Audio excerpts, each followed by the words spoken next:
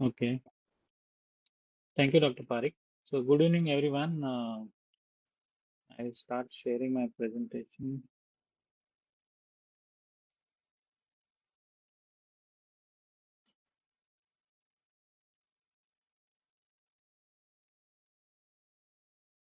So, so today I have selected cases basically from appendix and gallbladder. The idea here is these are just day-to-day simple cases wherein you will have to observe what is happening there and apply the principles of general pathology for the diagnosis. These are not something which has got very esoteric diagnosis or anything. This is just for postgraduates to learn some principles of general pathology.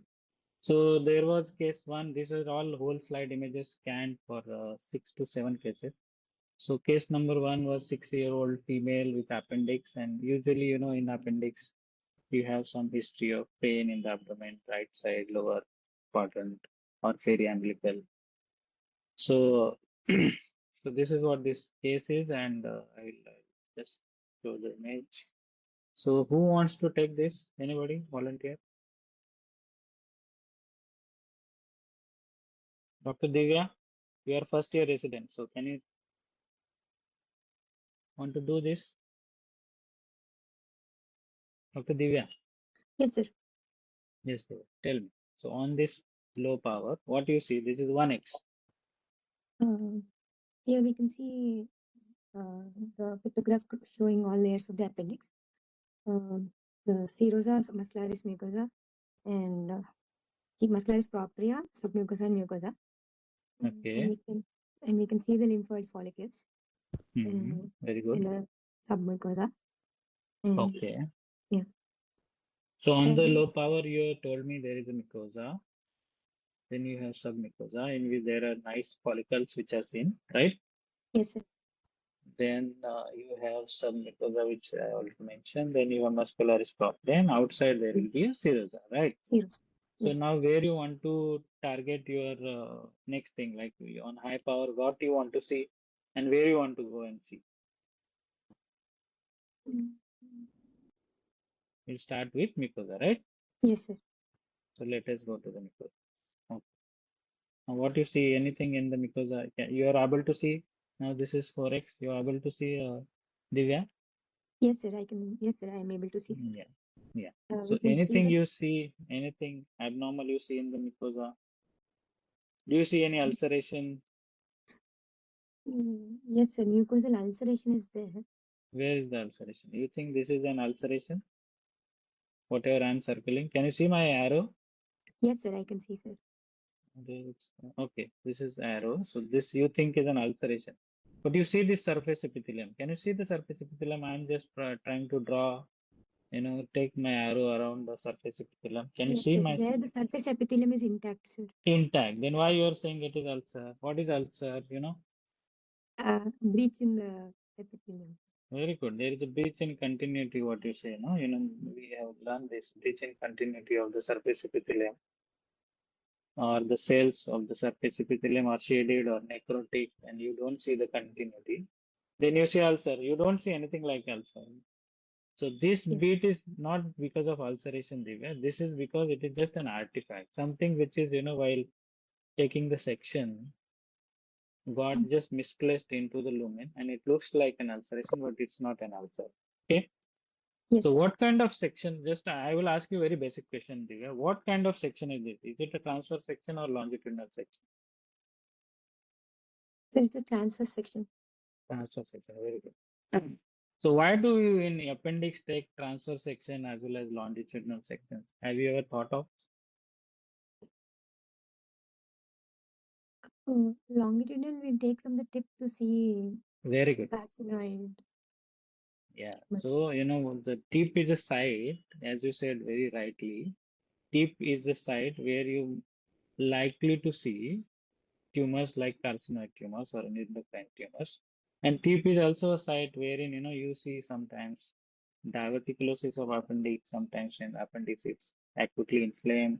There are chances that you might see the perforation at the site of the, at the tip. So it's very good that if you take sections which are through the tip, which is the longitudinal sections, and then you take transverse sections from the mid body and the distal body of the appendix, correct? Yes. Okay, so now we have confirmed that there is no ulceration. Okay, so now what else you want to see?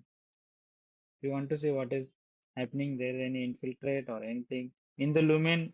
What negative? I can tell you that there is no parasite also, right? Yes. There is no parasite. Okay, so let us go little, maybe go on high power and check what is happening. So do you think there is anything abnormal which is happening within the mucosa? The lymphocyte infiltration. But lymphocytes, okay, means you think it is a pathological lymphocytic infiltrate? And it's normal also, yeah.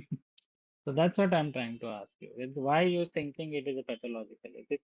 It is just a physiological, right? She is a 6-year-old Yes. female. That's why Mm-hmm. she has got this nice, well-formed follicles. As the age progresses, you would get less and less follicles.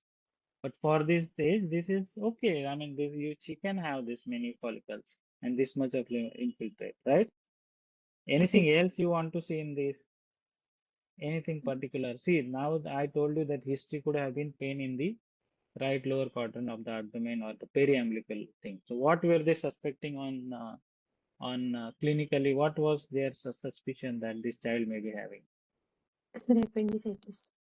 Appendicitis. Which appendicitis? Mm. Acute So, or chronic? if it's a acute Yeah. duration, we This will take. acute duration, they will think of acute appendicitis. So let us consider this was a acute duration of 1 or 2 days only, and she was operated. So now what cell you would like to see in this infiltrate so that you can say, oh, this is an acute inflammation. So neutrophils. Neutrophils, correct, very good. So you don't see any neutrophils in this, right? Yes, sir. No, there are lymphocyte, there are some plasma cells, some eosinophils also there. You know, eosinophils, sprinkled eosinophils is also a normal constituent of the infiltrate, which you see in the mucosa of the appendix. So that means we are not seeing any neutrophils. It is not seen in the mucosa, nor it is seen in the, sorry, nor it is seen in the muscularis propria or anything, correct? Yes, sir. Okay. So we are not saying anything which is abnormal or abnormal infiltrate, which you otherwise expect when it is an acutely inflamed or inflamed appendix, right? Yes. What about the muscularis propria? Mm. Anything Yes. abnormal you see in the muscularis propria? I think it's normal, sir. Normal, very No good. So it abnormal. is normal. There is no inflammatory infiltrate. There is no fibrosis in the muscularis propria. Even the serosa, whatever is included, Yes. there is nothing abnormal which is seen, right? Yes, sir. Correct? Yeah. So what was your diagnosis when you saw this slide? Sir, chronic appendicitis. Chronic appendicitis. Oh, okay. So tell me, Divya, what is chronic appendicitis?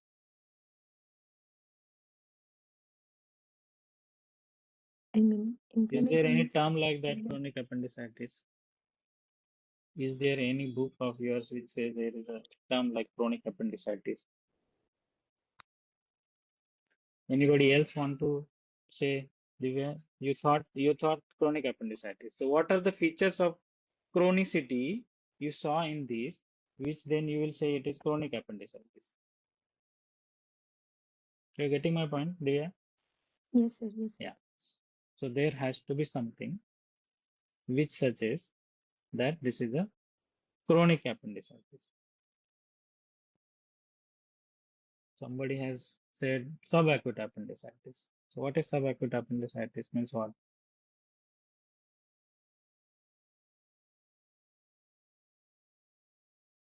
Anyone else wants to inform your participants?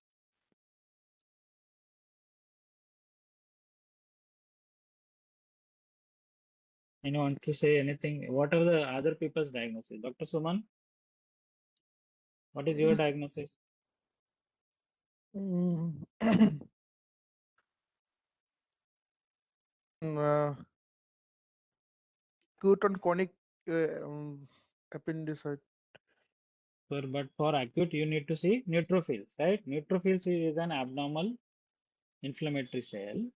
If you see that in the mucosa or surface epithelium or within the submucosa or the muscularis propria, you say acute appendicitis, but you don't see any neutrophils in this. Okay, so the acute Mm-hmm. on chronic or acute is not a question here. Do you think this is a chronic appendicitis, or is there something like that? Does it happen like that, chronic appendicitis?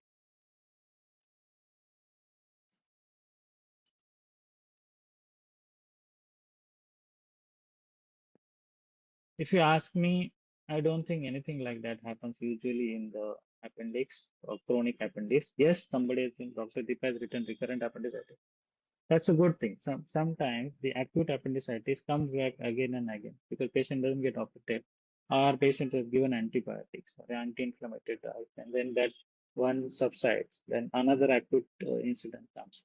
But somehow appendix is such an organ wherein the process of chronicity, which I will come to later on, what you see when something is chronic, doesn't happen in the appendix somehow, you know.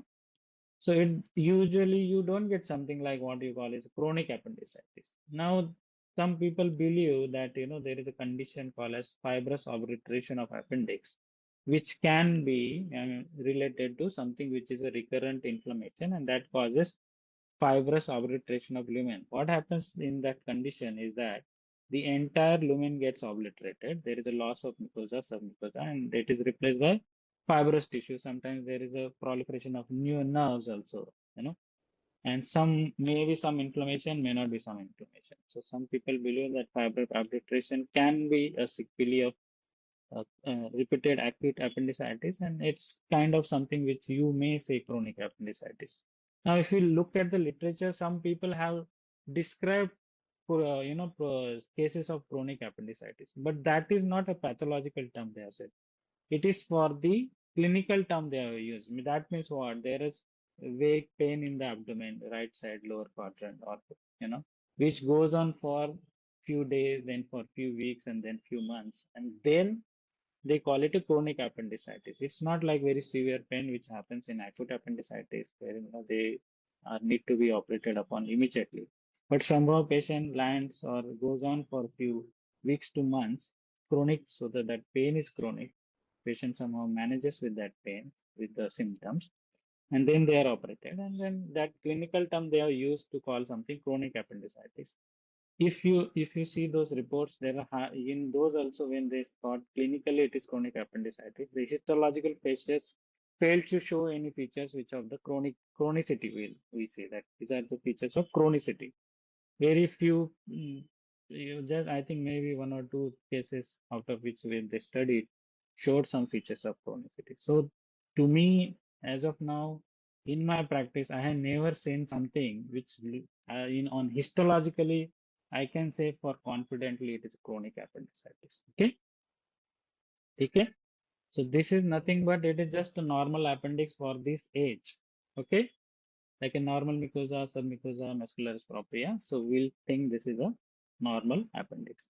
Now the tip of the appendix also had similar feature. There was nothing abnormal in it.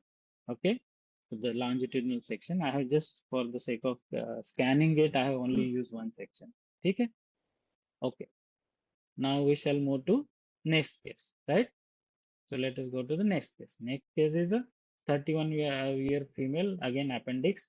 Again, the history is similar, the clinical history is similar. So let us see this. Who wants to take this case? Anyone? Dr. Suman, you want to take this case? Said, sir, I may try actually. Okay. Yeah.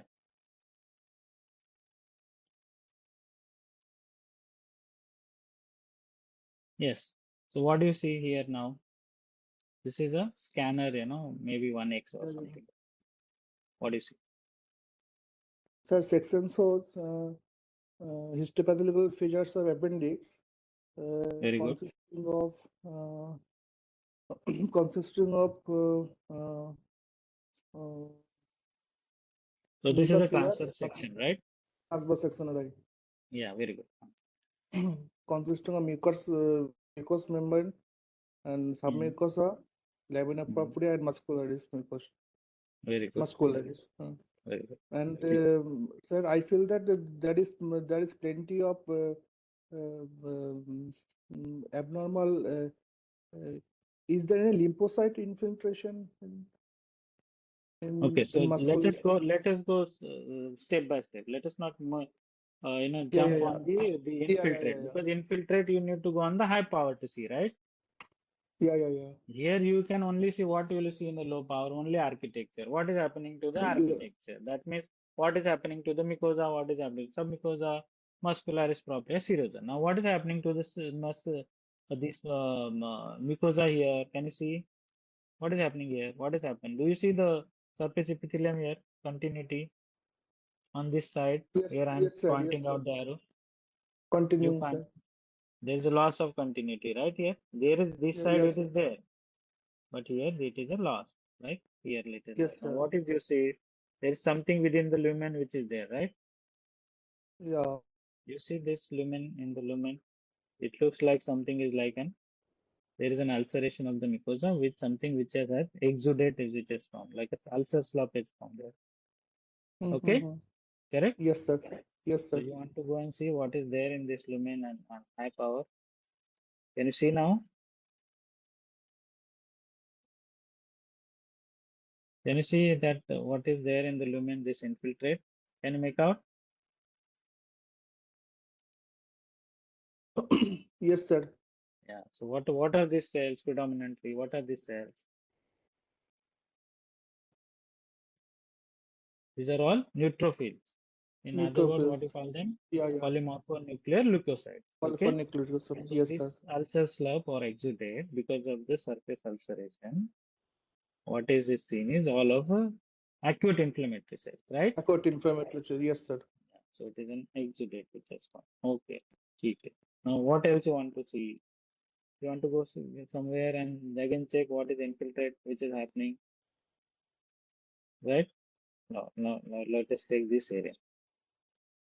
What is happening here? This is a submucosa, muscularis propria junction, right? Can you see? Yes. Yeah. So then again you will go and see the infiltrate. Can you see now? Infiltrate. Same infiltrate is there, right? What predominantly Yeah, which yeah. cells are there? Neutrophil. Neutrophils, correct. So the neutrophils are there in the lumen, they are in the mucosa, they are in the submucosa, they are in the muscularis propria as well. Yes, Correct? sir. Yes, sir. Yeah, very good. Okay. Anything else you want to see? Anything else you think one should go and check in this? So there is no eosinophil, I think. There are Eosinophil. not many eosinophils actually. No. Mostly it is the infiltrate which is predominantly neutrophilic infiltrate, Neutrophils. which is a transmural infiltrate, right? From mucosa, muscularis propria, everywhere. So Yes, it sir. is the diagnosis is a problem here. What is the diagnosis? So diagnosis consists acute appendicitis. Very good. Very good. So that is what it is. It is an acute appendicitis. So what you are seeing is ulceration of mucosa. There is an exudate, there is a transmural inflammation. Everything is there which suggests that there is an acute inflammation. Okay, right? Sir. Yes, sir. Sometimes in the acute inflammation, you see congested vessels, and what is there? There are neutrophils which line the lumen of the wall of the vessels. That is what we see is a early sign of the acute inflammation. What is we call is a margination of neutrophils. So sometimes, so this is like a florid infiltrate which is seen, but in some cases you may not be able to see all the things like the infiltrate in the mucosa, submucosa, or muscularis propria, but you will see only few vessels in the in this appendix that they are congested and they have margination of neutrophils along the wall, and then neutrophils are coming out of the vessels. That is an early sign of acute inflammation. So you should be able to check those signs and then say sometimes, that if it's so early removed, let's say the patient started getting pain and immediately he was operated or she was operated within few hours, then you may see very early signs of acute inflammation without it is already set in like this, the neutrophils which are trying to come out of the vessel. So that is an early sign. So that's what you have to see. So once his neutrophil is out, sometimes what you get is even serositis. Sometimes in the serosa also you get inflammation. Inflamed. Inflamed. Now what you see, like this is a congested vessel, and what you see here on the serosal aspect, this eosinophilic thing.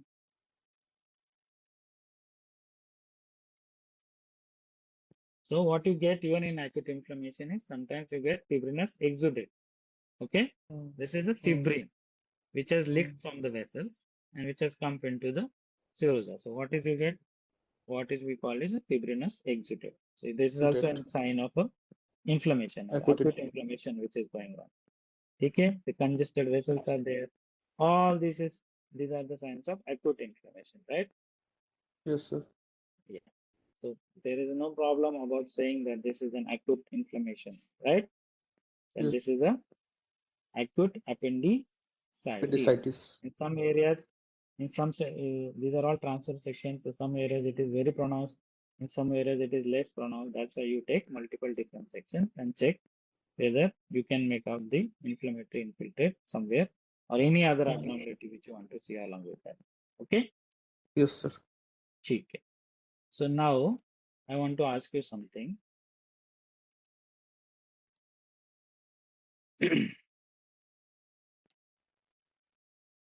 So this is the diagnosis. Okay. Acute appendicitis. So you know what are the characteristics of acute appendicitis? How do you see the signs? So Yes, like sir. clinically, what you see is redness, swelling, heat, and pain. In Latin, they're called redness is called rubus, swelling is called tumor, heat is called calor, pain is called dallor. And sometimes because of this infection, you cannot use that organ. Let's say this is a finger has got injury, which is now red, hot because of heat, because of redness is there, some swelling is there and pain. You can't use it. So there is something called as loss of function also, which is called functio laesa. These are the signs of inflammation. Now, the acute inflammation, the mechanism is actually innate immunity. You know what is innate, Dr. Suman? Yes, sir. Innate. The word innate means a characteristic or ability which is present from the birth, from the from the birth. Yes. Yeah, it is just like it is there since birth. It is not you have learned through the experience. This is like Yes, you sir. have, you say that he has got innate ability to play cricket very well or innate ability to read the things. That's how we say. So this is a Yes, kind sir. of innate immunity. Acute inflammation is a first line of defense against anything, like any injury or any inflammation, anything. Injury can be, let's say, physical injury, chemical injury, it can be radiation injury, or it is like infection, which is any infection, let's say bacterial infection or a viral infection. So acute inflammation is a type of innate immunity, which is the first line of defense in the body. It doesn't require any prior antigen exposure or anything. Every time it will be the same.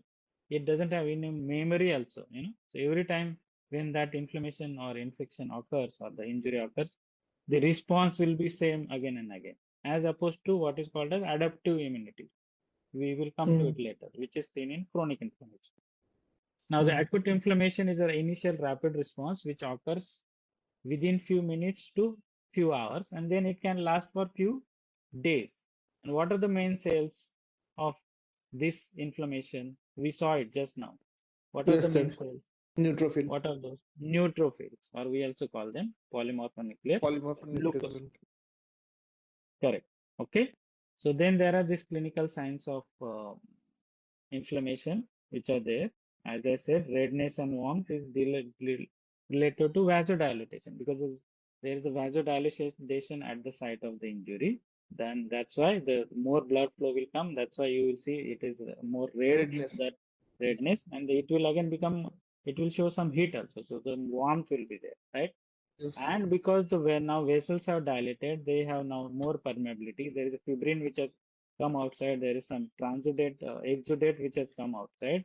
So that's why there is a swelling. There is edema. That's why there is a swelling. Okay. Now, because within that inflammation, there are some chemical mediators which will stimulate the nerve endings, and that's why you will feel pain. Yes, And sir. because you can't use that organ, that's why there is a loss of functions. These are all clinical signs. Now, fever or loss of appetite or increased breathing, like tachypnea, tachycardia, all these are the systemic features of the inflammation or acute inflammation. Those are because of these chemical mediators or chemokines, which are released from the site of inflammation, which will go through the blood and then will act on, let's say, hypothalamus to say that there will be temperature. The temperature setting is increased, so that's why you get fever. Similarly on the brain, it will say I don't want to eat much, and that's why you'll get anorexia or loss of appetite. All those features, you will get the systemic features of the acute inflammation. Okay. Yes, sir. Okay, so for the acute inflammation, I had downloaded one video just for you to make understand what happens in the acute inflammation. I will just play this video and just see. Acute inflammation is the body's immediate response to injury or infection. The initial step represents a series of vascular changes. Vasodilation, mediated by histamine and nitric oxide, starts in the arterioles and moves into the capillary beds close to the site of injury. This is responsible for the heat and redness seen in inflammation.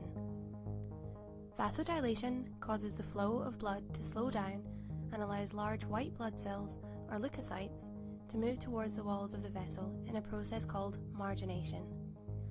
Chemical signals released from the site of injury cause changes to the endothelial wall of the vessel.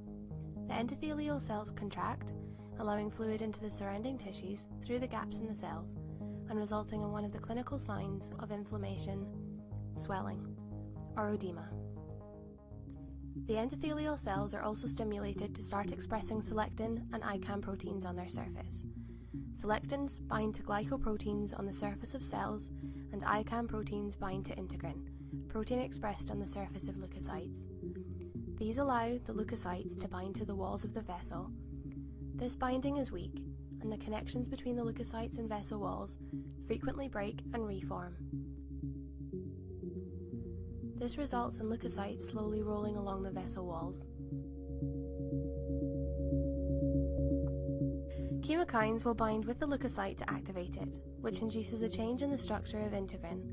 This change makes it bind ICAM tightly. The leukocyte stops rolling once it's tightly bound and flattens against the vessel wall. The leukocyte crosses the vessel wall by extending its pseudopods through the gaps, pulling themselves through and into the extravascular space. This process is known as diapedesis.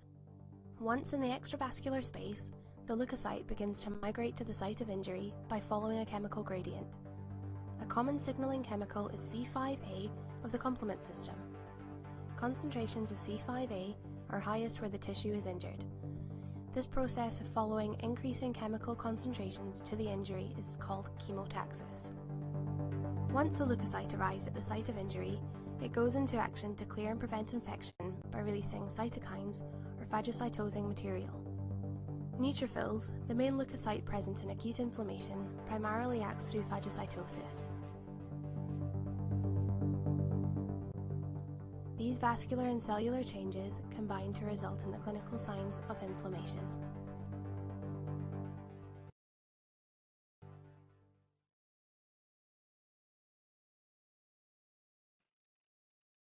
Okay, so now that video tells you how this acute inflammation happens in the tissue, right? So you have an Yes, sir. injury which comes there, there's an injury, there's a tissue damage that causes release of toxin, lysozymes.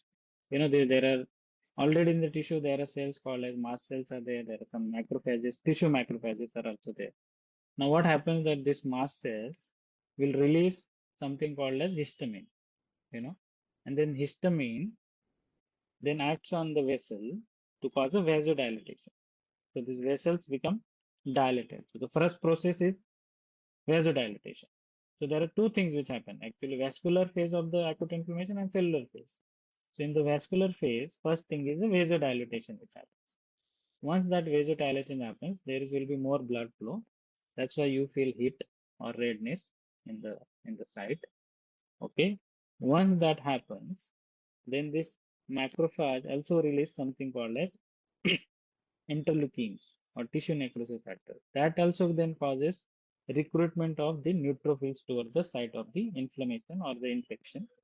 And that happens what we just saw in the video, that this neutrophil starts to come to the contact of the endothelial cells, what is called as then adhesion, then rolling, then margination, and then they, through the diapedesis, come out into the area where there is an infection or inflammation, and then they do what is called as phagocytosis. So then they will take out the material like the microbes or whatever the injury or the necrotic tissue, and that's how the acute inflammation occurs.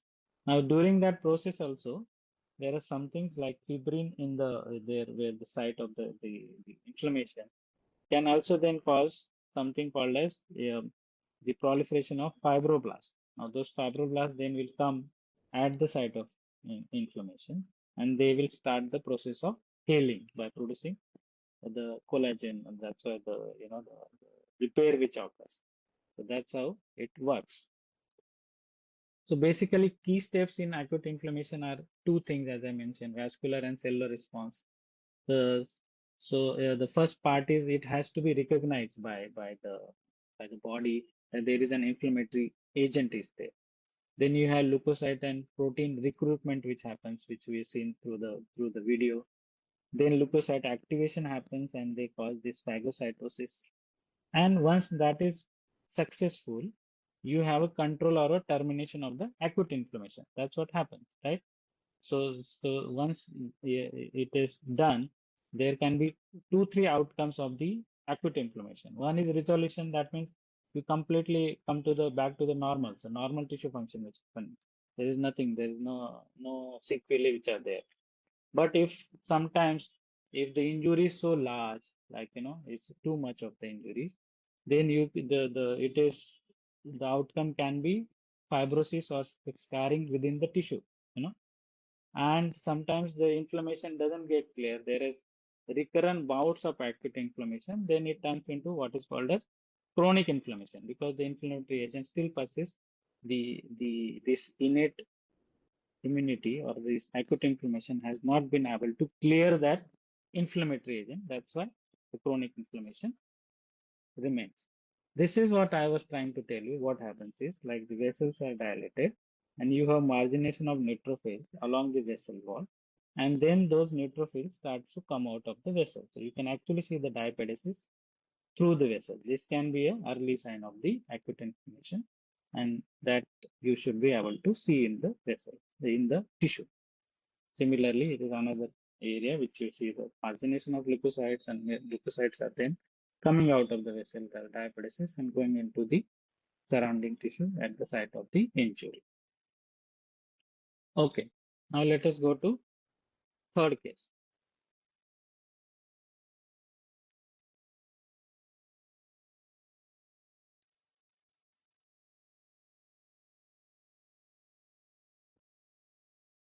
Okay, who wants to do the third case? Dr. Tasneem?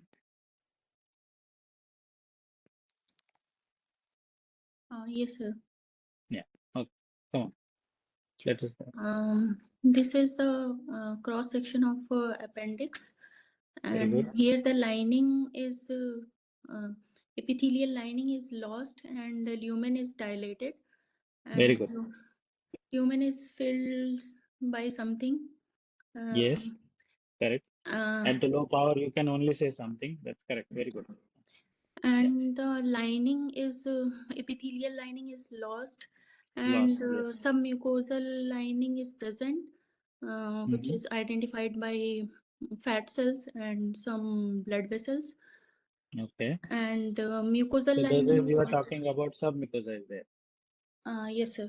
The fat cells are usually in the submucosa. Okay, the large blood vessels and all, those are usually in the submucosa. Imagine if these are large cells are there in mucosa, and you have something which causes sloughing of the mucosa, you will start bleeding, no? Yes, sir. So that's why the body has this unique thing that these are within the submucosa. So usually you don't get such a large ulceration. Okay, go ahead, tell me. Yes. And sir, the muscularis propria is also intact, somewhat intact. Yes. Here the You want to see what is there in the serosa. lumen? You said there is a loss of the mucosa is there, correct? It is completely sloughed off, and there is this lumen is showing something. So what is there in the lumen? Lumen is filled with Yes. Yes. You want me to go on high power? inflammatory infiltrates. Yes, I want to Yeah. see it in high power. Yeah. See. Can you see These this are now? inflammatory infiltrate. I think these are lymphocytes. No, these are neutrophils. Neutrophils. Lymphocytes will have a single round nucleus. These are like a Yes, multi-lobate like nuclei multi-lobe. there, right? Yes, So I that means see. it's a polymorphonuclear Yes, sir. lymphocyte, Okay. right? These are Can you see yes. now? Yes, Yeah. So I these are I these can are see all neutrophils. neutrophils. So Yes. some are viable, some are not viable. That means some are dead, Yes. correct? Hmm. Yeah. So it is all acute All are inflammatory, acute suppurity, because some are dying also, yes. correct? Yeah, very good. Inflammatory exudates. Okay. Yeah, yeah. In fact, in some areas they have completely gone. You can't even make out the outlines of the cells. Yes, So sir. it is almost like it has completely loss of outlines of the cells. It is actually like a liquefaction which has come. They are liquefied. Yes, sir. So Yes. that's what we say, like liquefaction in the pus. So Yes. this is like that. You can see here in the center. You don't see even cells. Yeah. So like that. So very good. The lumen is completely filled with this acute suppurative inflammation, right? Yes. Yeah. And what is happening in the submucosa And in and the some muscularis propria? mucosa, also the neutrophilic infiltration also present. Very good. Very good. Yes. Now what And is this in muscularis eosinophilic thing? propria, Yes, muscularis. This is muscularis propria. circular muscle layers and longitudinal muscle layers. There are neutrophilic infiltration also present. Very good. Very good. Yes. And even on the serosa also. Can you see? Yes, Shows sir. the serosa. In So serosa, it's and there is one more thing, dilated and congested blood vessels with very good. neutrophilic infiltration. Yes. Very good. So I was just trying to show you there is something which is happening here. Again, you see this fibrin which is there, exudate. Yes, sir. Yeah. So there is fibrinous exudate also. So there are all signs of acute inflammation which are there. Yes, sir. But it is like almost like a bag of pus, like Yes. a lumen is completely used, as you said, rightly pointed out. The lumen is dilated and filled with something, and what is filled with is acute suppurative inflammation, right? So what diagnosis you will make in this? It is acute appendicitis. Yeah, it's acute appendicitis, but not just acute appendicitis, which you saw in the previous case, which is like a acute, but this is more than acute. It is more like a acute suppurative appendicitis, I would call it, right? Yes. Yeah. Acute. So I think we can definitely call it acute suppurative inflammation, right? Yes. Yeah. Okay. Thank you, sir. Okay. So what happens in acute inflammation? There are some morphologic patterns of inflammation which happen. Like for this instance, in this case, there was suppurative or purulent inflammation which was there in the field in the lumen of the appendix. It is almost like an abscess, which is because you have some pyogenic bacteria which also colonize that thing, and that's why it looks like purulent exudate or collection. There is a lot of neutrophils, there is liquefactory necrosis, as I showed you, and there is a tissue fluid like a fibrin-like thing which I showed you. So that what happens, you call it a suppurative or purulent inflammation. That's a variant or the morphological variant. Sometimes you have ulceration, like in the case 2, we saw there is a local defect of the epithelial lining, and there was sloughing of the mucosa, the superficial mucosa, or the surface epithelium. Then we call it a ulcer. That has to be necrotic sloughing. You cannot call it anything just like that. You have, let's say, surgeon has taken incision on the skin. That is not an ulcer. It has to be chronic. It has to be, or even acute, but has to be due to necrosis of the cells. That's why only you will say the lining epithelium should be necrosed. and then sloughed off, then only you call it a ulcer. In serous inflammation, you only get exudate within the serous, like exudate of the serous fluid, and usually is in the body cavity, like let's say peritoneum or pleural cavity.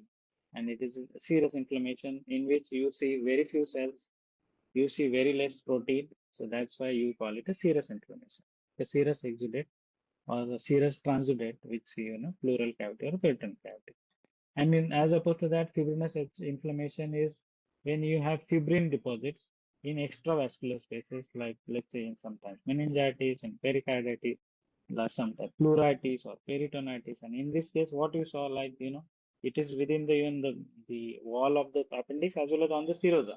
So there is a fibrinous inflammation. So in fibrinous inflammation, you get what is called as an exudate, which is rich in proteins also and even rich in cells. That's how you, and because there are fibrinogen like proteins are also there.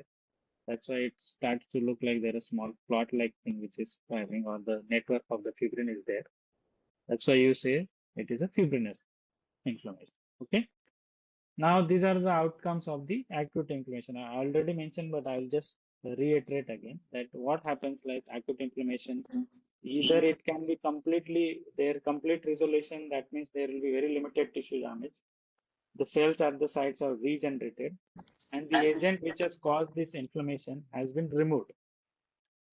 Other thing can happen is suppuration or purulent inflammation, which I already mentioned. And the other thing it can happen is healing by scarring or fibrosis. That means this agent is still there, the injury causing or inflammation causing, which you have not been able to remove it. Or because the injury is so much that there is too much of scarring or fibrosis which has happened. So there is healing by scarring which can happen. The best example if you have to give is like, let's say in myocardial infarction, the the cardiac muscle undergo necrosis, the portion of cardiac muscle. And because these are something which these are cells which do not regenerate.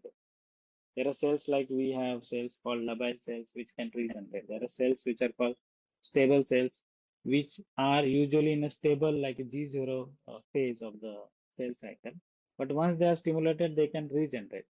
But there are cells which are permanent cells which cannot regenerate, like cardiac muscle cells or brain cells. So when there is a myocardial infarction, you cannot replace it by regenerating other cardiac muscle cells. So the area is then becomes fibrotic. There is a lot of collagen which is deposited. There is scarring or fibrosis, that which happens. And if the acute inflammation does not get cleared off, there is repeated acute inflammation which goes on. It can then progress on to the chronic inflammation. That's how it happens. Okay. I mentioned about exudate and transudate. So in exudate, I already mentioned that what happens is when something which leaks out of the vessel, it is rich in the protein content and rich in the cells also. And this usually happens with the inflammation. So exudate happens in inflammation, but transudate usually happens. Transudate is a fluid which leaks out of the vessel. It is low in protein content and few cells. It usually happens because of the systemic disease. Let's say there is a liver disease which is then causing liver is not producing in the proteins. So that's why the colloid pressure within the vessels is less. That's why they cannot return, the vessels cannot return the fluid. That's why it leaks out of the thing. Or there is a loss of protein from the blood, like kidney diseases, glomerulonephritis or nephrotic syndrome. You're losing the protein. That's why there's less protein within the blood. And that's why you cannot retain the fluid, and that's why it leaks out. So that's why you get a transudate. Okay. So now let us get to the case 4.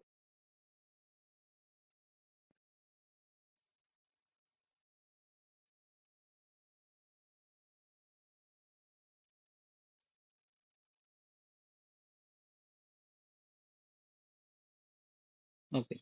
Who wants to take case 4? Who has done? Dr. Tasneem? Is done? You're Yes. done, or you're done already? Who is remaining? I have done. Sir, Dr. me. Dr. Suhani, you want to Yes, take? sir. Yes, sir. Yeah, take it. Okay, come on. Uh, So This is a longitudinal section showing gallbladder wall mount section. Very good. It shows mucosa, Yes. muscularis propria, and serosa. Okay. Then, So do you have muscularis mucosa or submucosa in the gallbladder? no, sir, Yes, very good. Normally, we don't have we don't have. muscularis mucosa or submucosa. You have this muscularis propria only, Propria. which is quite irregular, and it almost like in some of the big organs, even muscularis mucosa looks like that. But that's what it is. In the gallbladder, you don't have muscularis mucosa, you have muscularis propria only, and then you have this perimuscular tissue, what we sometimes call is Subserosal. subserosal tissue or adventitial tissue, right? Yes, sir. So this is some connective tissue, some fibrous tissue, and most of it is a fat, and then you can have some serosa sometimes. Serosa. The area of the gallbladder, which is not under the liver, which is just outside the liver, is covered by the serosa. So that where you will have serosal line. Very good. Go ahead. Shall I move on to high power? You want to see? Yes, sir. Yeah. Okay. Tell me. What are you saying?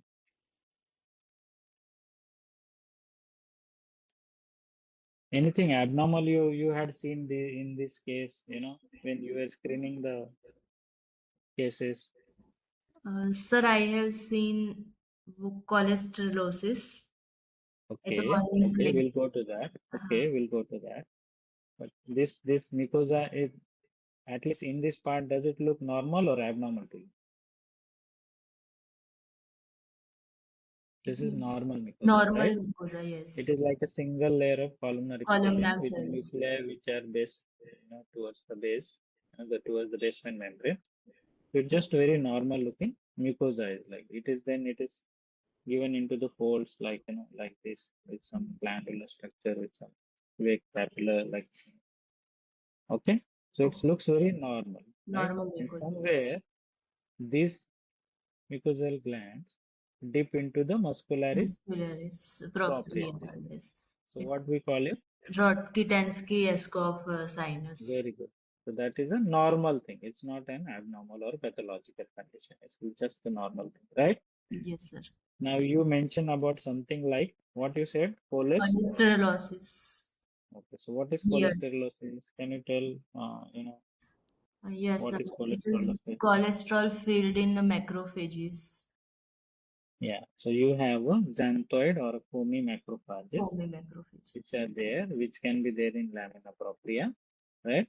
Yes, sir. I think there are areas like maybe there are like this. You have some. Yes. Okay. Yes, sir. So definitely there are few areas like yeah. Okay. This correct? This you were talking about, right? Yes, So sir. lamina propria is here. These are collection of these large histiocytes, Macrophages. with this foamy or xanthoid, as you say, they believe to be having lipids or cholesterol. That's why you call them cholesterol, like Cholesterolosis. cholesterol containing and cholesterolosis, right? Yes, sir. Correct? Yes. Here also they are within the lamina propria. Can you see? Yes, sir. Very good. And apart from that, there is something which is this. Can you see this? Yes, sir. Yeah. So this is like what it is. What do you think it is? Sir, it is same foamy macrophages. Correct. But it is little more outpouching of the mucosa, which Outpouch. is within the lumen, right? So Yes. it's like a polyp, Polyp. and then this polyp again has a similar epithelial lining, which is bland, benign, columnar lining. And you have these collections of foamy histiocytes or xanthoids, whatever you want to call it, cholesterol containing histiocytes. So what we will call it then? This is a polyp. With this, then what we will call it? Cholesterol polyp. Cholesterol. Correct? Yes, sir. Yeah. Okay. So there is cholesterolosis and cholesterol polyp. But now tell me one thing. Do you think there is any inflammation which is going on here, or acute inflammation or chronic inflammation? Or you think there is any sort of cholecystitis which is going on here? You saw this slides, right? Yes, sir. So there is any inflammation you think? You think there is any inflammation? Some mild neutrophils. I didn't see any neutrophils. You think these are neutrophils? What are these cells? See this cell. Can you see my arrow? Yes, sir. Plasma So cell. this is the plasma cells, correct. So there are some plasma cells, there are some lymphocytes, right? Yes, sir. Correct? Yes, sir. But these are usually normally also seen. Some sort of plasma cells or lymphocytes you will encounter even in a normal gallbladder. So that doesn't mean it is a inflammation or it is a chronic inflammation or anything like that. Understand? Yes, sir. Yeah. Yes, sir. So this then again you see the on the adventitia or subserosa, there is nothing happening there, you know. It Yes. looks just normal. Normal. Okay. So what will be your diagnosis then in such cases? Normal histology of gallbladder And cholesterol polyp. very good. Very good. So what we can say is because this patient had I didn't give the history, but this actually came in the gallbladder with multiple calculi were there in the lumina, in the lumen of the gallbladder. And what we saw, there were no features of any inflammation, active or chronic, you know, but there were calculi. So this is a calculus disease of gallbladder with cholesterol polyp and cholesterolysis, right? Yes. But there is no inflammation which is there. That much you and I think everybody is clear about it, right? Yes, sir. Okay. So very good. Yeah. So let us move on to the next case. So when you don't see much inflammation or anything, and let's say they send you gallbladder which is filled with calculi or stones, do not make diagnosis of chronic cholecystitis or chronic calculus cholecystitis just based on very few lymphocytes and plasma cells. These are just normally present there. You try to see if there is any signs of acute inflammation, which I have just enumerated by showing you 2-3 cases of appendix. Similar thing will happen even in the gallbladder. But if you don't see those, then it is not even acute. Now, for to see anything chronic, we'll see the next case. What are the features of chronicity, which you should see? Then only you can call it a chronic calculus cholecystitis. Otherwise, if you don't see any changes with in the mucosa or in the muscularis propria or in the adventitia, then just don't call it the chronic cholecystitis. You can just say it is just a calculus disease of gallbladder because it is just they found calculi just on doing USG for some other reason, and patient was operated. Patient never had got insult related to any inflammation because of the calculi. That's why you don't see any features of the inflammation. Or maybe let's say patient had some first attack of acute inflammation, but they treated with antibiotics and then operated. Then also you will not see anything there because this acute inflammation has complete resoluted. There is resolution of the inflammation. That's why. But you don't have any hard evidence to say there was an inflammation. So you can just say calculus disease of gallbladder because you know that there were calculi. Okay. So let us now go to the next case. Who want to take this case? Who is now remaining? Divya is done. Tasnim is done. Suhani. Dr. Suman is also done, I think, right? Yes, sir. So who wants to take it? You want to take it again, Dr. Suman? We have, I think, maybe 3 cases more. So we can try this one, right? You can try this one. Come on, Dr. Suman. So what do you see in this? Okay, sir. Yeah. So section shows histopathological features of showing mucosa. So if muscularis you remember the last case, Dr. Suman, it had Yes. nice mucosa, nice muscularis propria, and the normal looking adventitia. Now even on this low power, can you see what has happened to the adventitia here? Can you see? Whatever I'm showing this arrow, like my pointer, it has become thickened, Yes, sir. right? Thickened. Thickened. Even at this power, I can make out it's completely thickened, right? Yes, sir. Even in whatever these two sections which are there on this slide, you can see it's completely thickened and there is some eosinophilic stuff there. It looks like there could be fibrosis, but we'll go on to high power and check, right? Yes, sir. Okay. So then we'll move a little high power. Now you see anything, you see any mucosa?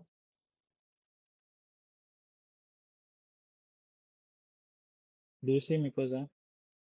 No, At sir. least not as an power, you don't see normal mucosal lining, No. which you Yes, had sir. seen in that other case, the previous case, right? Yes, So there sir. is no mucosa, right? Okay. Now we'll go on to the little more high power and check whether you can actually see some mucosa or not. Then you see maybe there are some glands here, right? Yes, So sir. some mucosa, but most of the mucosa is sloughed off or Yes, denuded. sloughed off. Correct. Okay. Now you see this is muscularis propria, correct? Sir. Yes. This bundles. Now you move here. Do you see this muscularis propria here? See now on the left side, you can still make out there is muscularis propria bundles are there, right? But at Yes, this sir. area, if you trace it, you don't see it. So what has happened? There is a fibrosis which has happened. No? Fibrosis. Yes, Muscularis sir. propria has been replaced by fibrotic tissue. So what we Mm-hmm. call is a mural fibrosis or a muscle, the Yes, sir. transmural fibrosis which has happened here, right? Correct? If you go Yes, towards sir. mucosa here, you see there is some ulceration here, sloughing off. Almost the entire mucosa is sloughed off, right? Yes, sir. And then what are these infiltrate? Sir, lymphocyte. Very good. So the major component of the infiltrate area is a lymphocyte. There may be Yes, some sir. plasma cells, maybe sprinkled some eosinophils, right? Yes, sir. Yeah. So the major component of the infiltrate is the lymphocytes. Okay, very good. Right? Yeah. So there is infiltrate which is complete transmural up to the subserosa or adventitia, which is mainly lymphocytes with some sprinkled eosinophils or plasma cells, right? Yes, sir. And then you see this muscularis, this adventitia or subserosa. What has happened here? This is all fibrosis, right? There Fibrosis. is a Yes, lot sir. of collagen which has deposited, right? Yes, So sir. if you remember the previous case, there are a lot of adipocytes in the subserosa or adventitia. I will call it adventitia only. So adventitia. But here there are fat cells which are reduced in number and a lot of fibrosis which has happened. So there is a fibroblastic proliferation, right? So these Yes, sir. spindle cells are all fibroblasts which are laying down the collagen here. That's why it is now producing fibrosis. Okay. So that means Yes, this sir. will be a long-standing insult which has happened, maybe related to calculi or something else. And that's why this has repeated thing has caused now fibrosis also. Fibrosis of the Yes, sir. muscularis propria, fibrosis of the adventitia, and there is a transmural chronic inflammatory infiltrate. Exudate. Yes, sir. Yes. So you now this case we can call it what you can call it then. What diagnosis Sir, you this would like to is give? sir, this is consistent with chronic cholecystitis. Chronic cholesterol. Very good. So now why this is not acute? Because we can see these signs of Lymphocytes. chronicity. Because chronicity sign is chronic inflammatory infiltrate. Then there is also Fibrosis. fibrosis. That means there is a Yes. repeated attacks of the inflammation which are going on, which is causing fibrosis also. That's why we can call this with very confident that this is a chronic cholecystitis, right? Similar Yes, sir. thing usually doesn't happen in appendix, which that's what I was trying to tell you, that in appendix somehow this kind of fibrosis doesn't happen. That's why you don't see chronic appendicitis cases.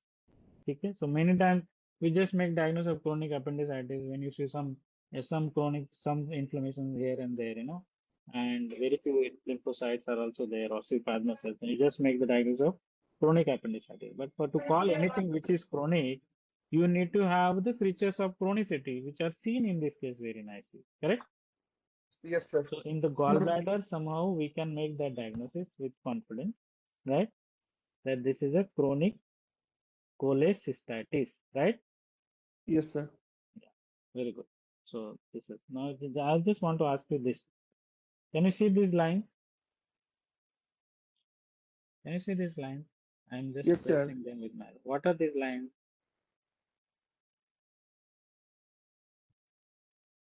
There are one after another, like a parallel rows are there. Can anybody tell me what this could be related to? Yes, someone else said artifacts. Very good. So what kind of artifacts are these? Suman, do you know, Dr. Suman? Cutting. Oh, what kind of artifact? Yes. Very good. People are writing these are due to cutting or sectioning. If your blade which you are using, our technologists, when they use blade, if that blade is not sharp, there are some abrasions on the cutting edge of the blade. When they are cutting, you'll get these artifacts, knife Yes, cutting artifact. artifacts. Okay. Yes, sir. So these are the things also we have to see when you are seeing anything under the microscope, because this is something as a quality, right? So this is not a good quality section.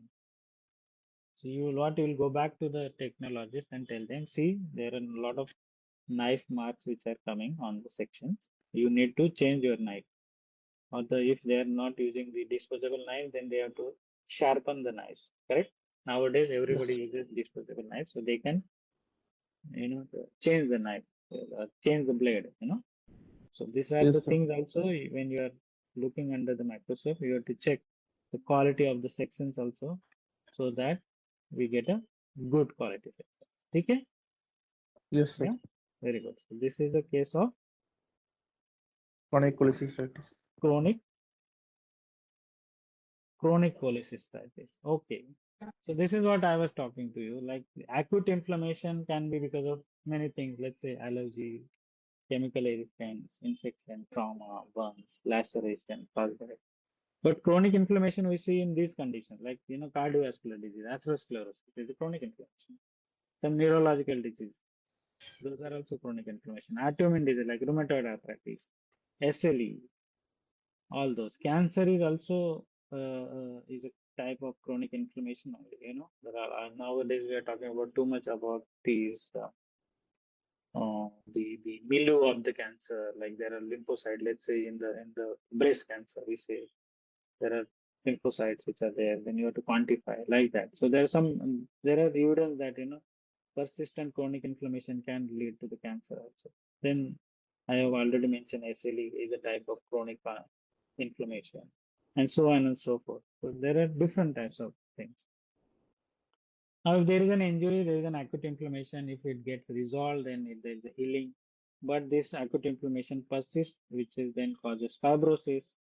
There is this is a circle, like it goes and goes. Like there is a damage and repair, which keep on happening because you are not able to clear that acute insult. Then what is chronic disease or chronic inflammation is come.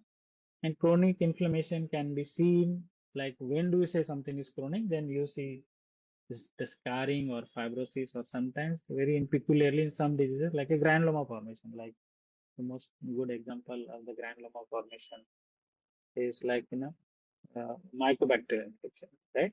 There are other conditions which also form.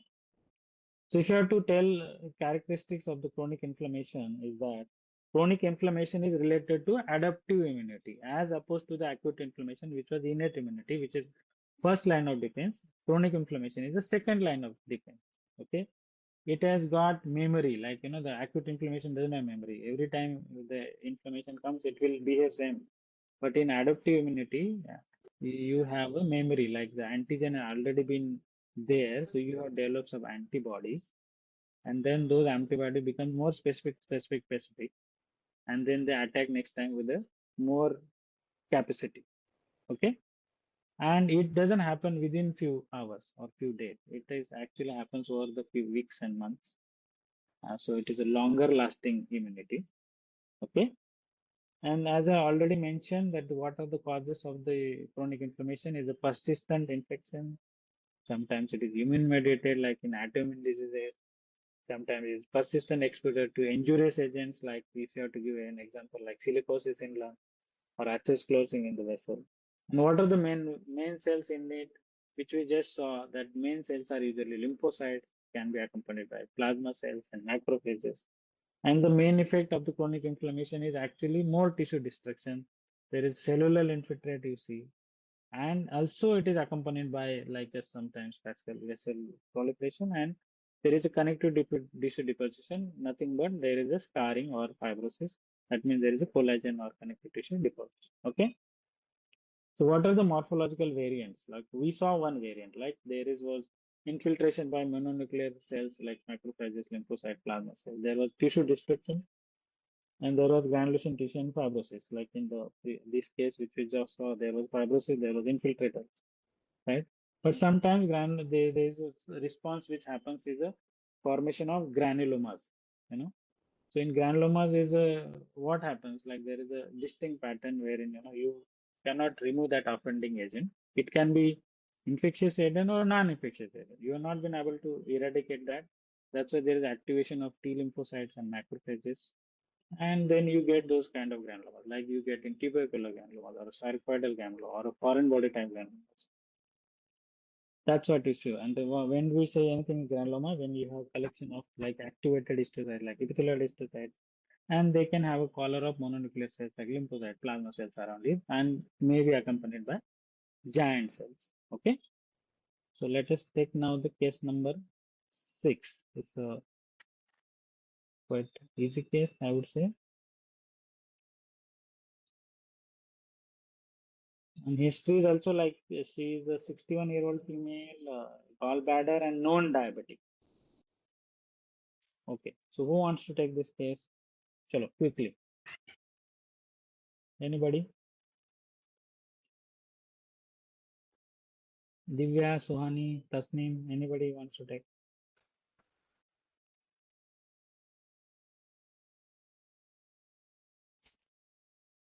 Sir, in this we can see Yes. very less mucosal layer, Very good. only So at on some this, places. okay. So if you see, there are 3 sections of the gallbladder, Yes. and if you go to this section, probably there is some mucosa can be seen, right? Here, Yes. right?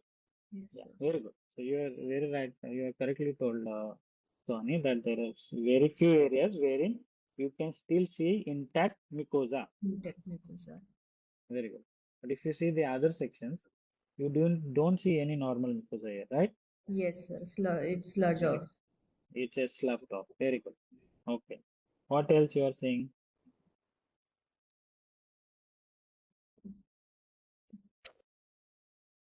Can you see it? Can you see normal muscularis propria? Yes, sir. But is it like you can make out it is muscularis propria, or it's like only the outlines of muscularis propria? Yes, sir. So there are outlines of muscularis, there are outlines of mucosa maybe which was there, but you don't see any nuclei in this. Can you see nuclei? No, sir. It is like, No nuclei. yes, necrose. Very good. Necrose. Very good. So it is completely necrose. So there is a necrosis of mucosa.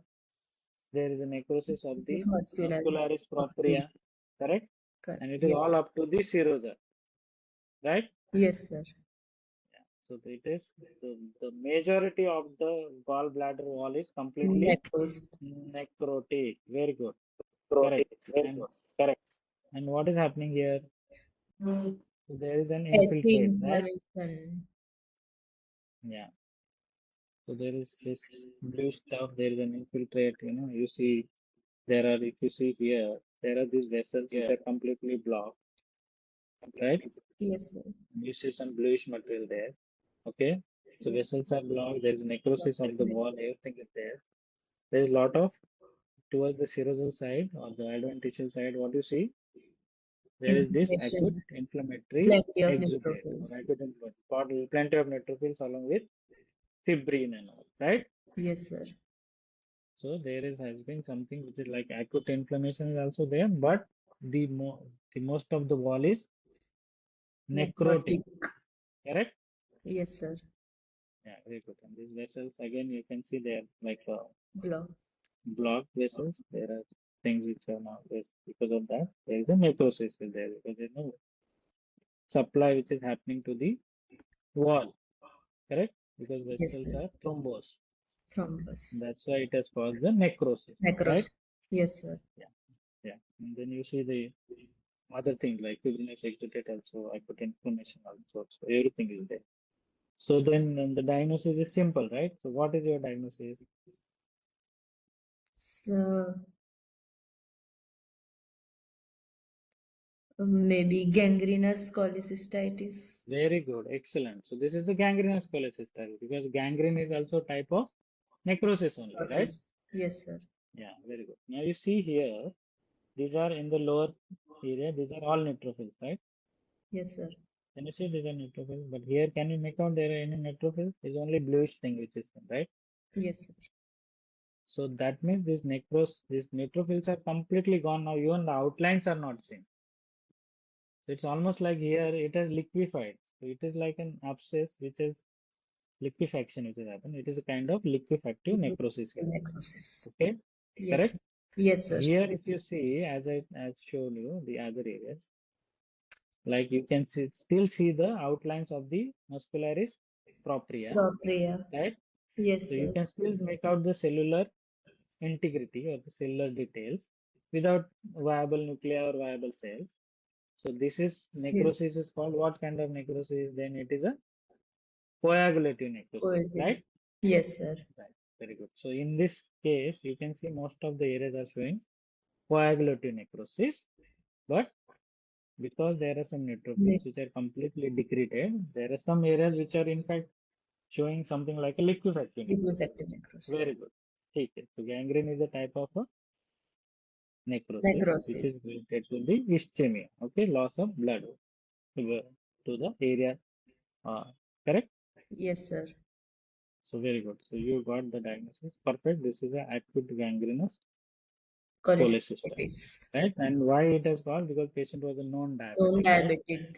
Yes. Yeah. So they are more prone to cause this kind of, they can even cause acalculous cholecystitis. That means there are no calculi No within the calculi. gallbladder, but they still can have this, because of their immunity is low. They can have repeated Infection. attacks of the acute inflammation, which then causes the gangrenous change completely, and then it is you call it an acute gangrenous or gangrenous cholecystitis.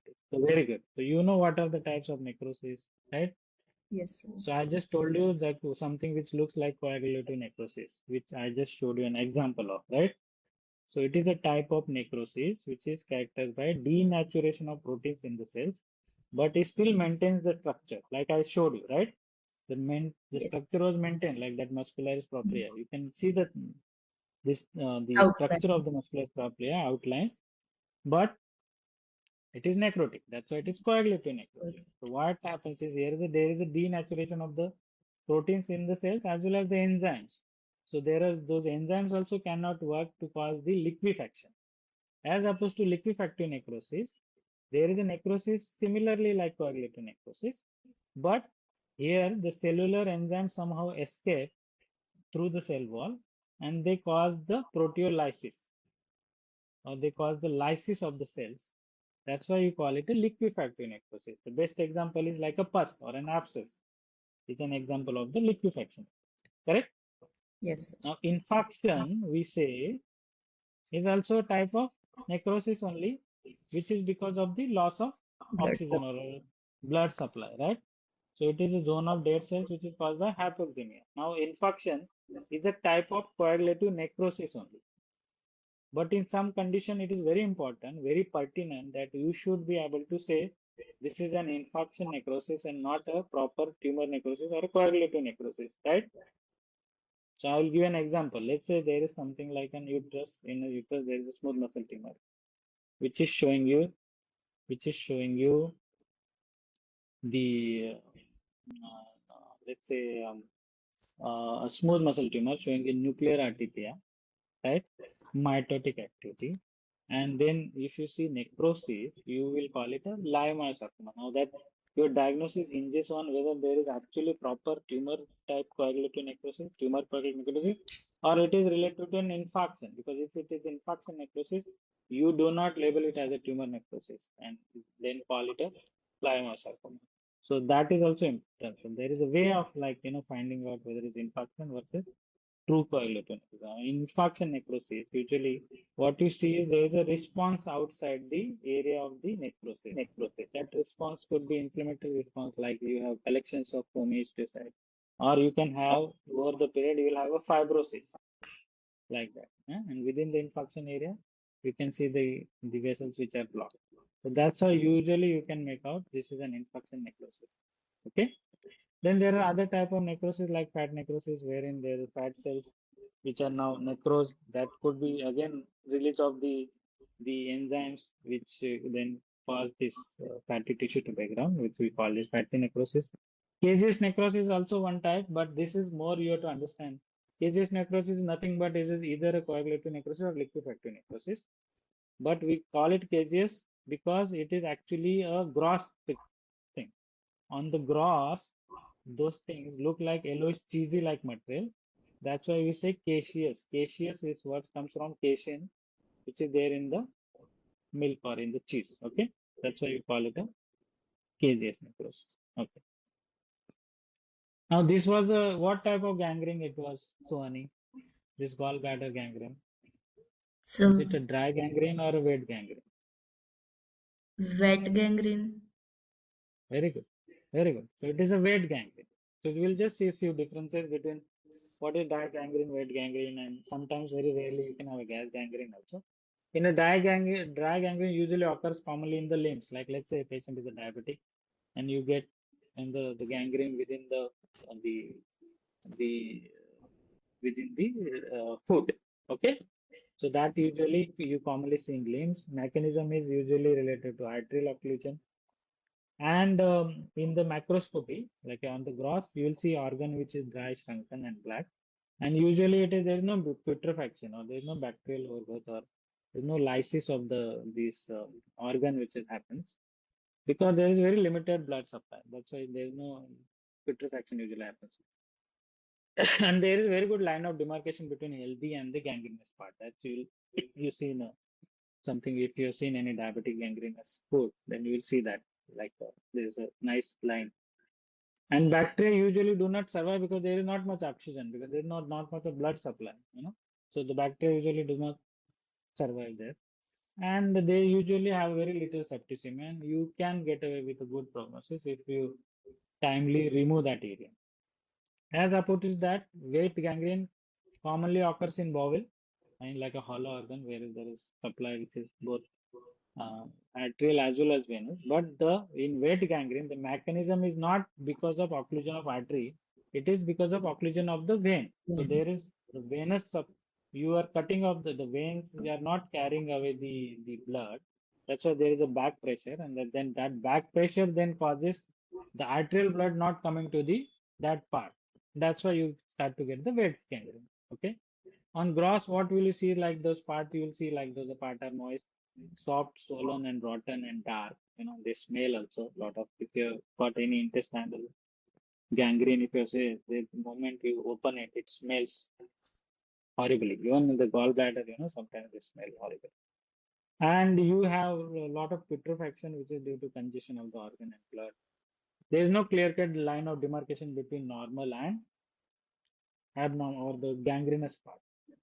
And you'll have a lot of bacterial infection within the wet gangrene, and usually because it can set to toxemia, the prognosis can be poor. Okay.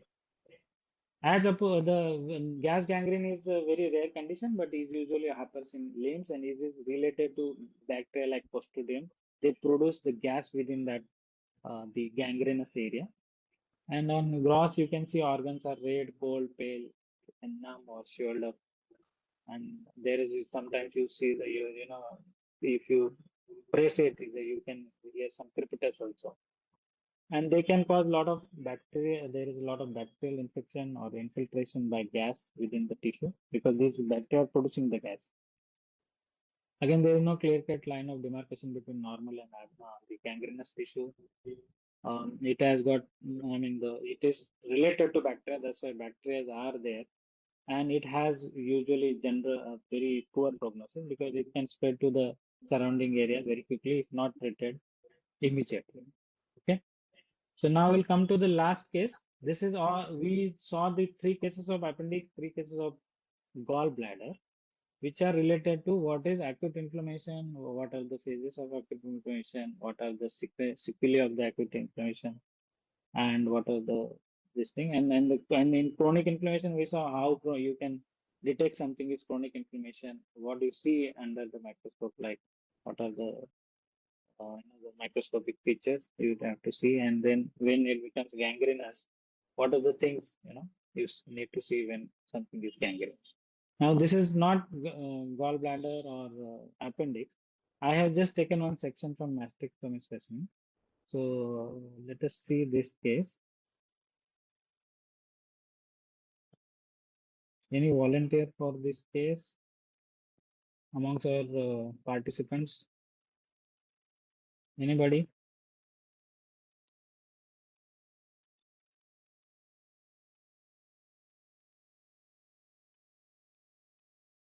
Dr. Tasneem, you want to take this? Yes, sir. Very good. Mm. Sir, this is the section from mastectomy specimen showing Very good. stratified squamous epithelial lining Okay. and underlying stroma. Epithelial Okay. lining is So it is an epidermis, right? yes, So sir. when you say Epidermis. epithelial stratified squamous, you have to say it in a histological terms. So Epidermis, yes, sir. So there is a spleen which has got this epidermis, right? Yes. And And in most part, epidermis looks okay, except here. You see this area? yes, sir. Focal There is a thinning of the epidermis, thinning. right? Yes, sir. So, and you don't see this. If you go a little high forward, you see this basket view? Yes, sir. Orthokeratosis. Yeah, very good. Yeah. So here it is flat or whatever, thin. And you don't see that much of thing. It seems like it might have regenerated afterwards, right? Okay. Yes. Now you go to the dermis. Yes, sir. Okay. So let's say this is a normal dermis. Now what you see in the normal dermis? Sir, in normal dermis, collagen fibers are Yeah, this collagen. Very more. good. Yes. Yeah. And fat cells are there. So And if you go more towards the fat cells which are from the subcutaneous, right? yes, sir. In subcutaneous. Yeah. What are these things? These are TDLU, sir. No. These are Sir. skin adnexal glands, right? Okay, yes, sir. Yeah. Skin adnexals. Yeah, very good. So skin adnexal glands are there. There's normal. There's epidermis. There's dermis, which looks here in this part normal with skin adnexal structures, right? There are some hair follicle structures are also there, right? Correct? Yes, sir. So in one part it looks like a normal skin. Yes, sir. Now you move towards this area. Now what are you seeing here? Here some fibrosis is here and Very good. So you don't see usual collagen bundles which are seen there adjacently. You see something which is something abnormal, right? yes, sir. Very good. And you said you mentioned it that it looks like there is some fibrosis which is going on, right? Yes, sir. We'll go on to hyper. What do you see in this area? What is proliferating area? Which cells are there like these? Which are Fibroblasts. hypervalent. Very good. So these are fibroblasts. These are spindle cells, right? Yes, With elongated nuclei. These are all fibroblasts. And these fibroblasts lay down what? Collagen, right? yes, sir. So there is a haphazardly laid down collagen here, right? More collagen. Yes. Correct. Correct. Collagen So fiber. do you think there are all the spindle cells only, or you think there are some stellate cells like this? There are some stellate cells Some also, right? stellate cells are also there. And they have round nuclei. They don't have like a spindle nuclei like this here.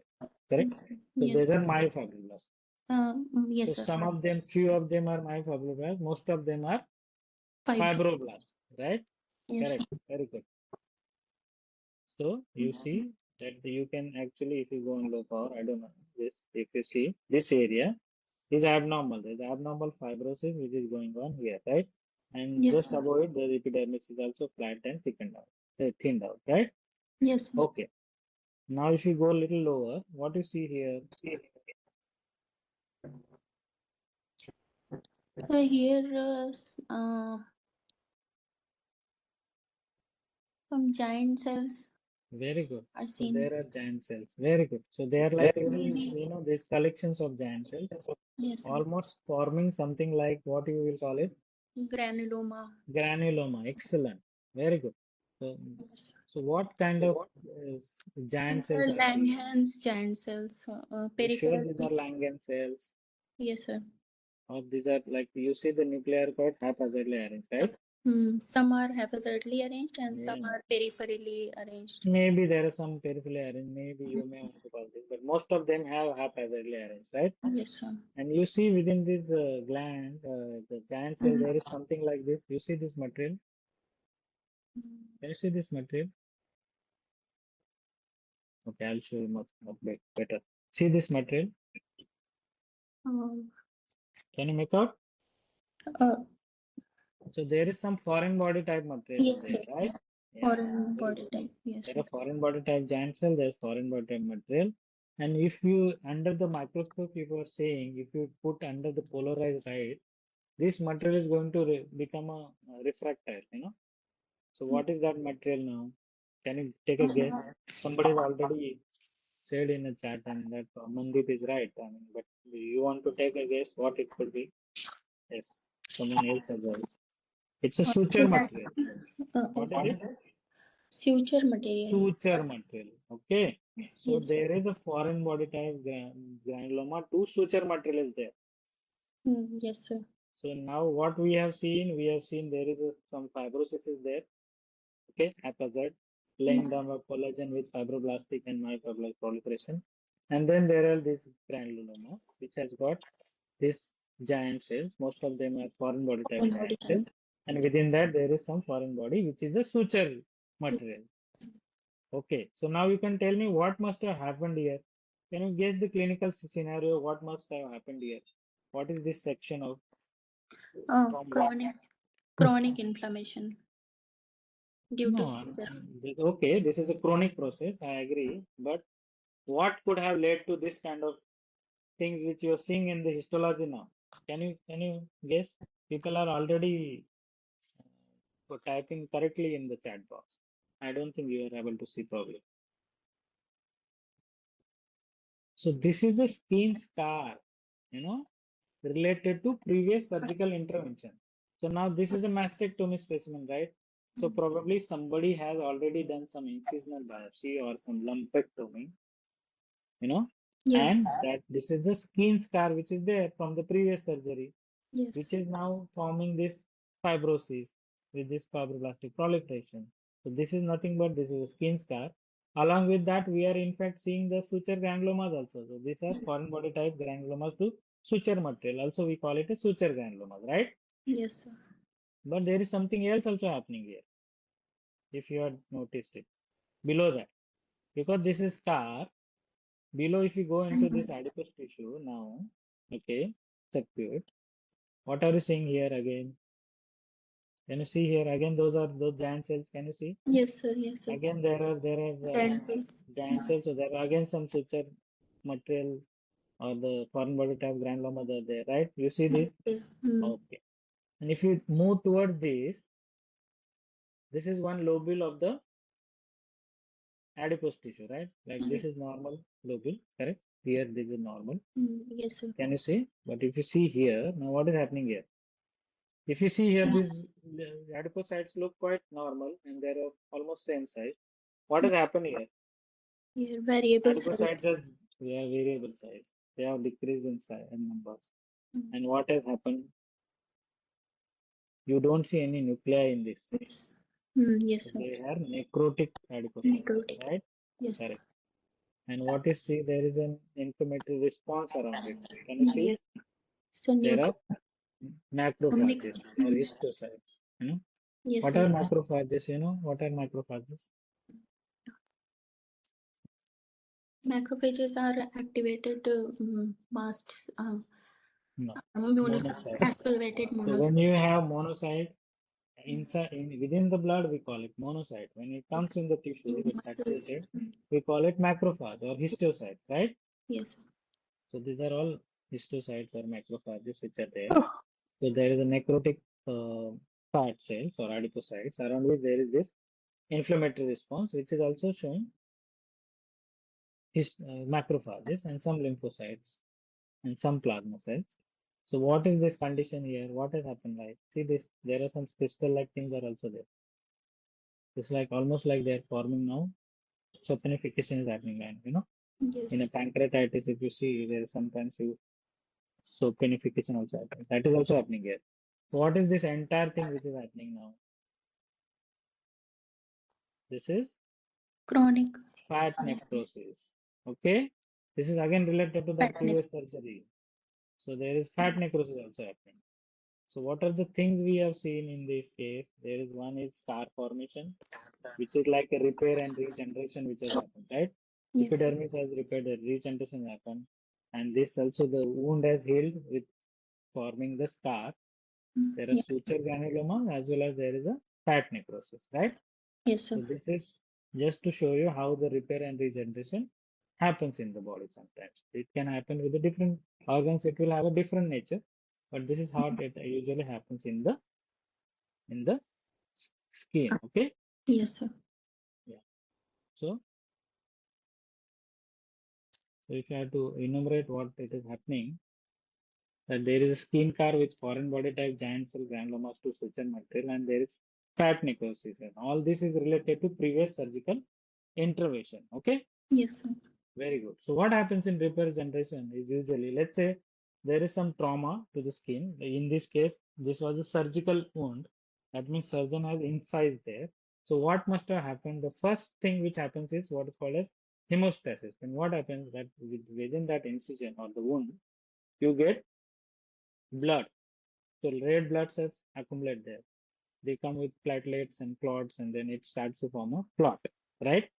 Yes. So and once the clot is formed, usually you get less blood now because it initially will form a clot and then less blood. There will be platelet accretion and there will be beginning of inflammation, which we saw, like acute inflammation.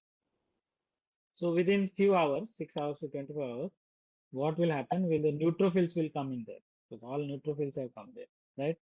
After the 48 hours, you will start to get macrophages there, and the macrophages will come. And because the monocytes are recruited from blood, they will modified and they will macrophages will come. And like what happens in acute inflammation only, things will happen here. So the main player here in inflammation will be neutrophils and macrophages. After that, at the end of the second week till the first month, what will happen? There will be formation of granulation tissue, which is related to growing of the vessels. See, these vessels have grown. And around the vessel, there will be proliferation of fibroblast and myofibroblasts. In that period also there will be reepithelialization of the overlying epidermis, like this basal cells of the epidermis. They will grow first, and because these are like uh, cells from which the other cells arise, they will first get formed, and then they will give rise to the upper layers of the epidermis, right? So there will be three things which will happen. One is reepithelialization, other is angiogenesis, and third is formation of this fibroblast myofibroblastic proliferation, which is then will help in causing the wound contraction. See, myofibroblast, the name suggests myo means myoid or muscle-like. So they have property of contraction. So they usually contract the wound. That means whatever is wound, they will try to reduce this size. So they will contract the wound. And the last phase will be remodeling, which will happen over next 2 to 3 months, wherein there will be remodeling of collagen because these fibroblasts are continuously producing collagen, and they will remodel like we saw in that scar tissue in this case. Okay, and these fibroblasts will be removed slowly by apoptosis, and the scar will start to reduce. Now it depends. Well, let's say it is nice incision of the surgical wound, then you will have a very little scar or scar can even vanish. But if let's say it is large injury, there are a lot of laceration, leak, then you may not heal by primary thing. There are two types of healing. One is by primary intention, means the wound is there is the opposite sides of the wound, like here, are close to each other. That's why you hardly get any scarring. And if there are two away from each other, there is a lot of big wound, then it doesn't heal properly. It is healing by secondary intention. So there will you will have a very abnormal scar there, or you can have keloid also like that. So that's what it happens in a repair and regeneration. Okay.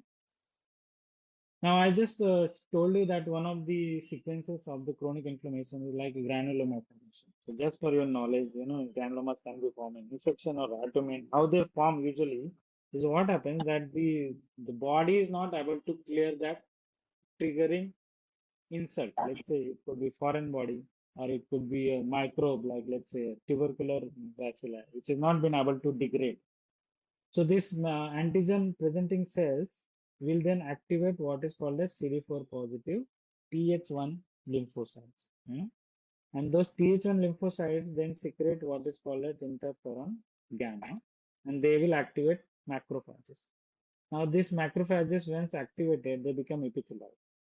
And once the epithelioid macrophages fuse with each other, they form giant cells, like ganglions or foreign body type. And then sometimes you have wall of lymphocytes around them and fibroblasts. That's how you form a granuloma, correct? So usually histologically you will see epithelioid histiocytes within the center. There will be giant cells and some multinucleated giant cells, and sometimes you can have central necrosis, then you say necrotic.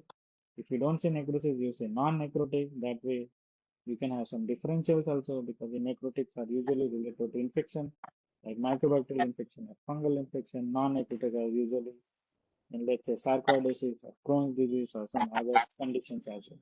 Okay? Yes, sir.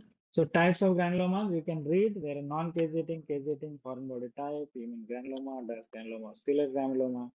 Non-caseating granuloma usually we see in Crohn's disease, leprosy, sarcoid, or Hodgkin's lymphoma. Caseating granulomas are usually seen in tuberculosis, histoplasmosis, like a fungal infection. Histoplasmosis is a very good thing where you see granulomas which look like caseating granulomas only, but when you do GMS and PS, you'll see this histoplasma, yeast like fungal. Syphilitic granulomas can be caseating, and coccidiomycosis, which is usually doesn't occur in India, but if you see that kind of fungal infection, again yeast like fungus, you can have caseating thing. Foreign body type granuloma, we just saw one example like a suture granuloma, but silicosis, berylosis also produce foreign body type granulomas. Immune granulomas like vaginal granulomatosis, giant cell arthritis will have granulomas which are actually centered around the vessels. There is a granuloma which is called a duct granuloma, which is used in the falciparum maligna in the brain. And stellate granuloma is a good example is of a cat's tail disease, which happens in the draining lymph nodes. And these are some giant cell types, the foreign body giant cell, as I said, the nuclei of the giant cell are haphazardly arranged like this in this left lower picture. You see the nuclei are so haphazardly arranged. So this is the foreign body. In Langerhans type giant cells, you have nuclei like a horseshoe, like I don't know if you have ever seen the horseshoe. They nailed the horse leg with that. They have these nails like this, either like this or have two sides. So it is called Langerhans type. So, and in Teuton-like giant cells, you have nuclei forming like this flower-like thing and surrounded by this very vacuolated cytoplasm in the periphery. That's what we call them, Teuton-like giant cells. And you have tumor giant cells like anaplastic tumor giant cells, Reed-Sternberg cells, osteoclast-like giant cells. So these are some types of giant cells. Okay. So if I had to summarize what is acute versus chronic inflammation, in acute inflammation, causative agents are usually pathogen or any injury, as I said, physical, chemical, or anything. Major cells involved are neutrophils or mononuclear cells, monocytes, and macrophages. Mediators are usually, like I said, prostaglandins and interleukin, histamines, all those. Onset is immediate, within few hours it starts, and it goes on for a few days. Outcomes of the acute inflammation usually resolution, complete resolution comes to the normal, or it can form abscess, or it can have chronic inflammation, or it can even sometimes go into the scarring of the fibrosis. Now, in chronic inflammation, usually causative agent is persistent acute inflammation, which you are not able to degrade. Anything like pathogen or foreign body or anything, or even in autoimmune conditions. like that. That's a persistent positive agent. So that's why it is there. Major cells involved are usually mononuclear cells, like monocytes or macrophage or lymphocytes. It can be B lymphocyte or T lymphocyte, whatever, or plasma cells. And of course, fibroblasts are also there to lay down the collagen for fibros to cause fibrosis. Primary mediators like chemical mediators are interferon gamma and other cytokines. There can be some reactive oxygen species or hydrolytic enzymes also can be involved. This onset is actually delayed and goes on for few months to even sometimes years. And what is the outcome in the chronic inflammation is usually tissue destruction and the fibrosis. And this is what happens in the repair and regeneration, which was the last case of ours. Like first stage will be there is homeostasis, clot formation. Then you will set in within few days inflammation, which will then be cleared off, and there will be proliferation of the vessels and fibroblasts and myofibroblasts will try to decrease or contract this wound, and then it will heal. It will heal by maybe fibrosis or okay. So with that, I'll stop sharing my this thing. Thank you so much for patient listening. I hope this has helped you. I mean, this is basic thing, which is how do we apply the principles of the general pathology of acute inflammation, of chronic inflammation, repair or regeneration in day-to-day cases of ours. Okay, so thank you very much. Thank you very Thank you much. the participants. All the participants were quite. They had very nicely interacted. So thank you. Thank you, sir. And thank you the moderators. So if there are any questions, I would be happy to answer.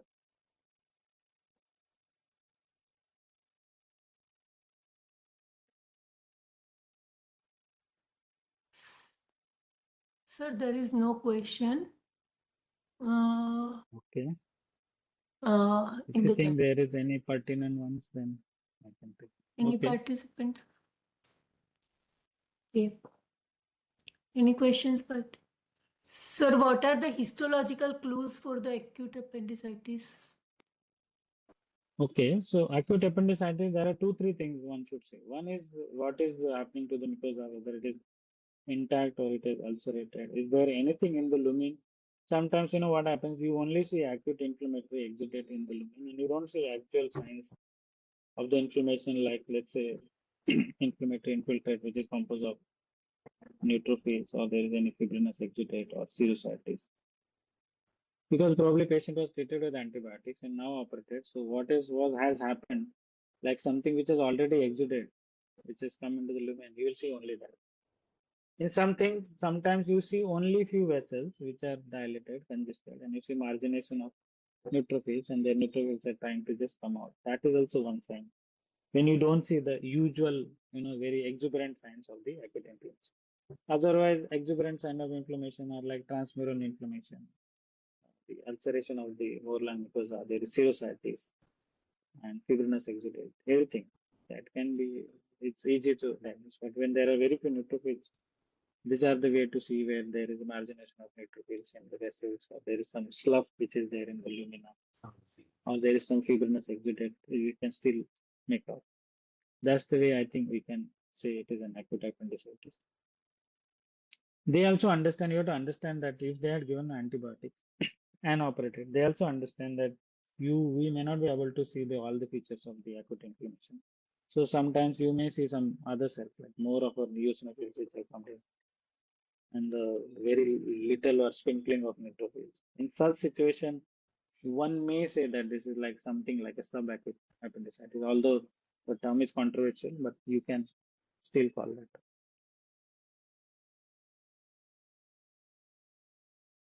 Anything else? Sir, no further questions. Okay. Thank you very much, sir, for Thank your you. clear, concise